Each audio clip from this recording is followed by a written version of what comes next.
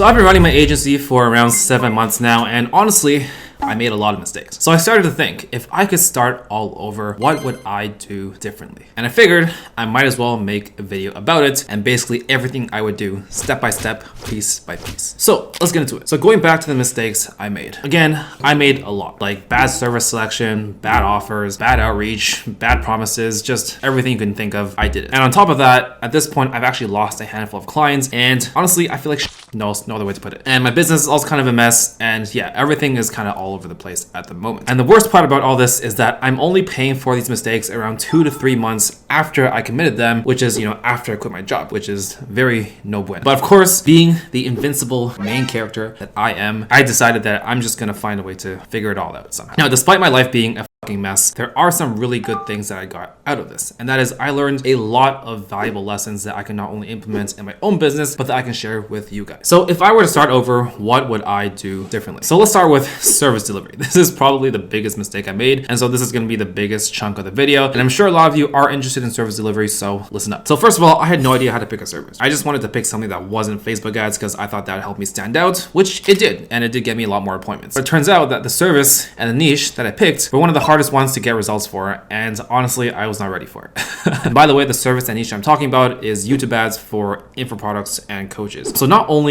does the service require a lot of skills and knowledge, it only works for clients who have a big budget and are actually doing a huge amount of volume in their business already, like at least 80 to 100K per month. Otherwise, they just usually don't have the budget to do YouTube ads because YouTube ads don't work quite as quickly as Facebook or TikTok, for example. But of course, those types of clients are also the hardest to get when you're just starting out. So I had this dilemma of clients that I had a really hard time getting results for, and I'm in the process of redoing a lot of the things that I'm doing for these clients, but it's a mess. It has been a process. It's been really stressful. But yeah, don't do YouTube ads if you have no idea what you're doing. So what service would I pick if I was just starting out? First of all, I would conduct research on my niche. I talked about this in my other videos, but this is so important. It'll make your life so much easier. Basically, just send a bunch of cold emails, cold DMs, whatever you need to do, and ask people for a 15 to 20 minutes research call just to basically ask them, what they're struggling with, and just call it like market research. And in return, you could offer to do some type of audit or some type of help them with some type of task, anything where you can provide them some sort of free value in return for their time. Now, more often than not, a lot of people will actually be happy to help you out and answer your questions, even if you offer nothing in return, because people are generally nice, especially if you say hey, I'm a complete beginner, I just want to see what you might need help with, and I'm not going to offer anything, just doing research. And so on these calls, you want to find out what their biggest problems are. And after you've collected the data and you figure out what people are struggling with, go and do research and try to figure out on your own how to solve these problems. And there's probably a lot of resources out there already teaching you how to address these issues. Because the problem isn't so much that these business owners don't know about these solutions, they usually just don't have the time to implement them, or they just don't have the expertise and the experience to actually go and do it themselves. So once you figured out what the problems are, you figured out some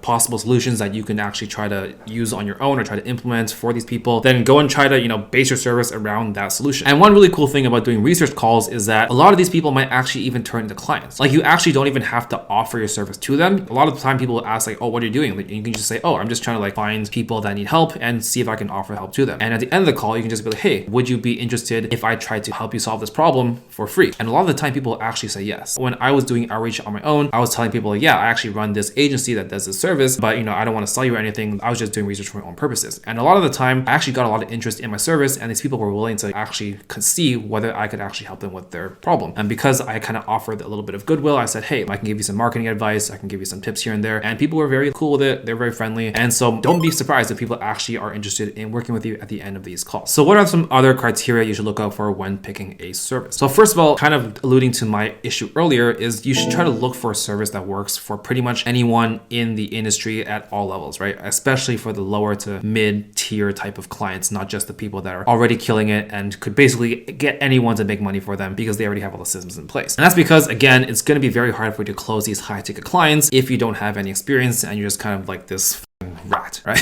Another thing is you want to pick a service that is easily systemizable. One big issue that I had was that I was offering pretty much every service that you can think of, like funnel building, email marketing, ads, of course, everything you could think of. I was like, dude, I'll do this for you. Just close me. And I did close the clients, and I was like, shit, this is a lot of work. Like, I'm still servicing a lot of the promises and offers that I made 2-3 months ago. Be careful of what you offer and pick something that you can actually systemize. And when I say systemize, basically outsource or teach someone how to do that isn't yourself. Now, one thing I do want to talk about when it comes to hiring a contractor and outsourcing is that it also depends what the skill level required is for your service. If you're doing an ROI service, it's going to be very hard to systemize good results if you don't have a huge budget, right? Like, for example, an average media buyer versus a really good direct response marketer, huge world of difference in skill, right? But also a world of difference in terms of their price. So you do want to consider these things. Like, for example, if you're doing short form content, a good editor versus like a not so good editor, I mean, there's still going to be a big price difference, but chances are it's still going to be somewhat affordable, right? There's a lot of really good editors overseas that aren't going to charge you like, $1,000 for a video, for example. Now, if you are doing an ROI service, like you're promising to bring in leads to make them money, then I would recommend picking a service where you can easily or very quickly bring like tangible results for the client. So where it doesn't take like a month before you see your first positive results, or it doesn't take like 3 months, because you really want to have these quick wins as soon as possible when you're just starting out with a new client. But you also want to make sure that the skill cap isn't too high, because chances are, again, you're not going to find someone who's really, really good because they're not even going to want to work for you. So you want to pick something that's not only systemizable, that's not only like getting fast returns for clients, but that you can also do without too much time spent learning. For example, like YouTube ads, very, very steep learning curve, and it takes a little longer to get results. So like I got both short ends of the stick. Some examples of this are like chat marketing, database reactivation, Google reviews. Short form content is one, but you must be able to guarantee or at least get a lot of views for the client. You can't just say, oh, I'll just like repurpose your content for you. Like literally anyone can do that for $5 an hour these days. And again, getting views with short form content isn't that difficult. You just have to learn like, what structure, what script to use, what type of editing, what titles to use. It's not that difficult, right? And if you can guarantee views and actually show that you can grow someone's brand, that's going to be a world of difference compared to someone that just says like, hey, I'm going to make your life slightly easier by stealing clips from your podcast and posting it on some channel, right? Like no one gives a shit about that anymore. Now, one thing I do also want to warn against is to try to avoid skills that require like good copywriting. In other words, if the results are directly tied to your level of copywriting, I do not recommend it if you're a beginner, unless you're actually really good at copywriting. Because the thing is, copywriting is not an easy skill to master, especially for beginner. And it requires a deep understanding of direct response marketing. It requires a bunch of other skills in terms of like writing, being able to empathize with your target customer. It's not easy. An exception to that is if your skill level doesn't really affect the quality of your service. Like for example, email marketing. You don't have to be the best writer for that, or like chat marketing, for example, but you do have to basically take over your client's daily workload and basically provide some type of convenience offer for them. So in that case, yeah, you could do that, but again, it's not going to be so much of an ROI service. It's just going to be more convenient. Now, another thing you want to do, if possible, is you want to pick a service that gives your prospects shiny object syndrome. So basically, if you don't know what that is, it's basically where you put this thing in front of them and they say, oh my God, I've never seen that before, but it looks really cool. I want to use it even though I don't know whether it works or not, right? For example, one thing that's been really hot recently is short form content. Another thing that's been really hot is TikTok ads, right? Or just TikTok in general. So those are examples of something that can give your prospects or your clients shiny object syndrome, and probably even gives us agency owners plenty of that as well. And the reason this is so important is because there's this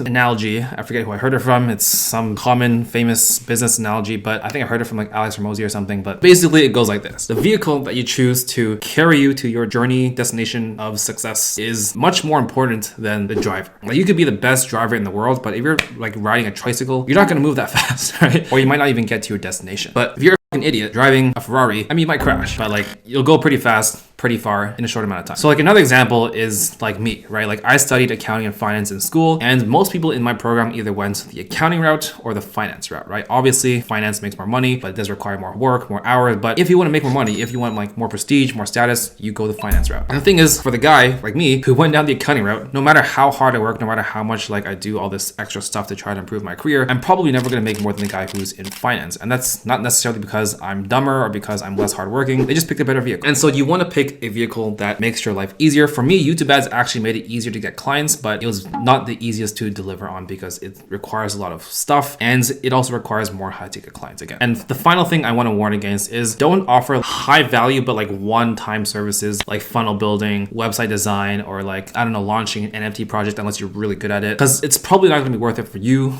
or for your clients, because one, you probably don't know how to get results if you're a beginner, and two, it's a lot lot of work that you're going to have to put in, even if you have a contractor or someone helping you. And plus, it's going to be really hard to get clients because people usually won't trust these types of services unless you have a really good portfolio. Usually these are quite commoditized services. So now let's move on to outreach. This is pretty straightforward, but personally, if I were to do it all over again, I would do both cold email and cold DMs right off the bat. And the reason is because I actually just started doing DMs recently and I've been getting some crazy results. I'm only like 12 DMs. I've only sent like 11 DMs so far. I got 4 responses and 1 booked call. Like, I don't know, it's pretty sick, but obviously there's a strategy around that. But yeah, I would just do both because I realized that cold email is very easy to automate. And once you have that, you might as well just spend an extra hour a day doing some more cold outreach, right? If you don't have enough clients. And also it's really good to have like an asset, right? Like your IG profile, your Facebook profile. If you decide to optimize it, you post more content in the future, it's going to be really good for getting more clients down the road if you choose to like hire a VA to automate it for you. But yeah, that is one thing for DMs. You do have to build a profile, which I didn't really want to do, but I decided to try it out recently. It's working. My profile isn't even that good, but it just has like a few posts on it. But emails, I would kind of go a similar route, but I would do a lot more volume. I think for like a month and a half, I was only doing like 25 emails per day, which is dog shit, right? Like it's like an embarrassing amount of outreach. Even right now, I'm only doing 30 per day. I'm about to up to 60 and eventually like 90 to 100 per day. But yeah, if you're just starting out, you just want to go for volume ASAP. And not only because it helps you get more clients, but because it helps you get more data that you can use to split test a bunch of different variables. And I'll talk about sales real quick. Honestly, I wouldn't change too much about my sales process or my journey to doing sales or getting good at sales. But one thing I would do is record a lot more of my calls. I actually didn't record a bunch of my calls, which is terrible. I know. Feel free to roast me. I know it's a terrible thing to do. But yeah, I would record my calls right away from the start. And I would try to read more books about sales when starting out. Like I've read some really, really good books about sales. My favorite one so far is Pitch Anything, I think by Oren Klaff. One of the best books on sales I've seen. Another one is Never Split the Difference. One I'm reading right now is the one by Jordan Belfort. I forget what it's called. Yeah, like I think there's some really good sales books out there. And if you read them, it can really change your perspective on how to approach these things and make you a much better salesperson without really practicing a whole lot. Like I think I've only done around 60 sales calls to this day, and I'm a lot better than I was way back, when I first started. Not that I'm great or anything, disclaimer. And finally, the last piece is hiring. So this may be a bit controversial, but if you are starting, like if I was doing an ROI offer again from the beginning, I actually would not hire it out to a contractor until I knew how to get results. And the way I would do this is to basically offer to work for free I wouldn't work for free. I would offer to work on a purely results basis. And that way I could basically figure out what works as soon as possible and then start basically scaling my business. And is my method slower? Yes. You're going to take longer to get to like 5 to 10K per month. But once you crack the code of getting good client results, dude, like scaling is just so easy. There's literally nothing holding you back from scaling except like just adopting a few extra systems into your business, hiring a handful of people. But it's a lot easier to scale when you actually know you can get results for people consistently. And the great thing is once you actually start getting results, you can charge people higher ticket, right? You can charge people like 2K, 3K, 5K per month. And if they decide that,